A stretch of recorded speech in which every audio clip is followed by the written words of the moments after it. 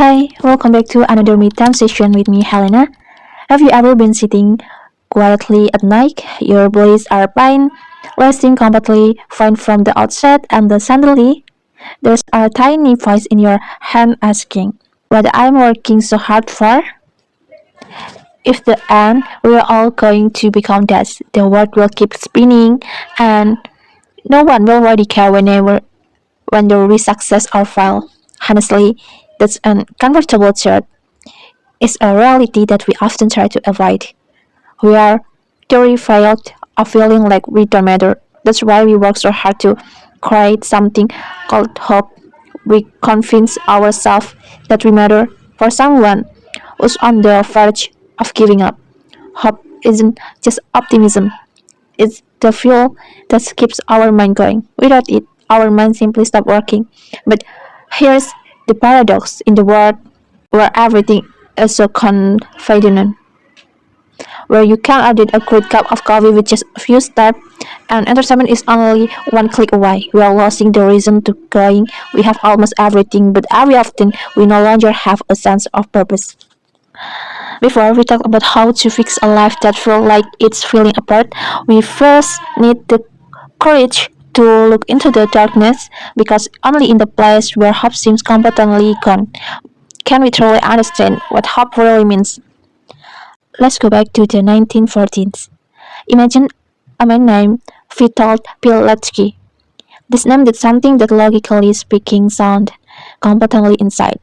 While everyone else was terrified and trying to escape Auschwitz, he deliberately got himself arrested so he could get inside.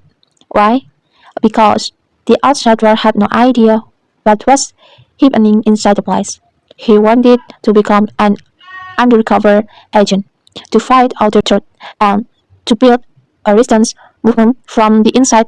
Imagine seeing people being murdered every single day, the smell of burning bodies, the cries of people starving to death. If you look at it logically, he should have given up. He should have chosen today, but Pitlets, he had hope. He believed there was something greater than his own life. He surveyed there for more than 2 years. He secretly built a communication network. He made a radio, and he sent reports to the outside world. He endured all of that for one reason. He believed that what he was doing had meaning. But here, the most heartbreaking part. After the war ended and he finally made it out, almost no one believed his story. His words were simply put aside because people thought they were exaggerated. Even more tragically, after the war, he was executed by his own government. Blake's story matters because it proves one thing: human beings need hope and meaning to survive, even in the darkest place imaginable. The problem is our brain needs three things to build hope. First, we need to feel that we have control over our own lives. Second, we need to believe in something that's more valuable than our present comfort. And third, we need a community to struggle and grow with. Today, we are losing all three exhausting.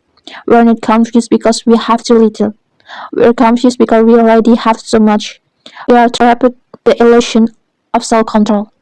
Have you ever promised yourself that tomorrow you would exercise, eat healthier, stay away from social media, and work harder? But the next morning, as soon as the alarm went off, your hand automatically hit the snooze button, and you ended up sleeping until 9. The truth is, we are trapped because human beings are like a train. Our logical mind is just a smart passenger holding the map, but our emotions are the ones controlling the steering wheel, the accelerator, and the brakes. Every decision we make depends on how we feel. So, if you want to live a better life, don't fight your emotion. And don't try to become a robot that relies only on logic. Instead, learn how to understand the emotional side of your mind. Today, business, technology, and even politics have become incredibly good at meaning our emotion for profit. We often find ourselves trapped in what you call call an economy of emotion.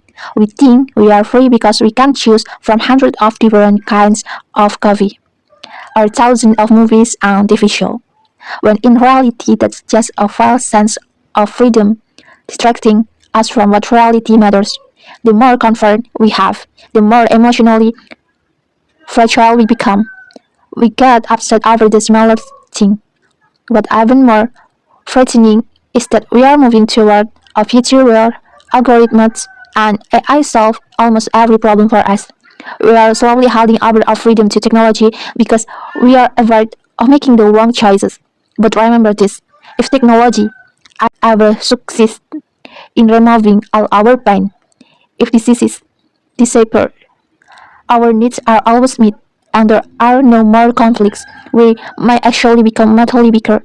Pain is a universal constant. It never truly disappears. It simply changes its form. In the past, we worried about how we were going to find our next meal. Today, we worry because our social media views are dropping, or because our coffee is not sweet enough. The problem might be different, but the level of stress in our mind stays the same. Without challenges and difficulties, human beings lost their reason to live. Happiness is not the final destination. It's the way we deal with the problems in front of us. Our characters is built through pain and through meaningful sacrifice. So don't hope for a life without pain. Instead, hope to become untrue fragile. Someone who grows stronger every time every life knock them down. So here's my final message for all of us. Stop hoping for a better life, start becoming a better person. Hope is often nothing more than escape from reality. 2. Courage is not believing that everything will eventually be okay. 2. Courage is having the strength to accept that everything is falling apart and still choosing to act with integrity, to love without expecting anything in turn, and to keep standing tall. The world may be chaotic, everything may be falling apart, but your character is the one thing that nature algorithms no fight can ever take away from you. Thank you so much for spending your midterm with me today. If you have any thoughts or if there one lesson from this video that really stayed with you, I'd love to read it, so leave it in the comments below. Don't forget to like this video, subscribe to the channel, and turn on the notification bell so we can continue learning and growing together. I'll see you in the next video.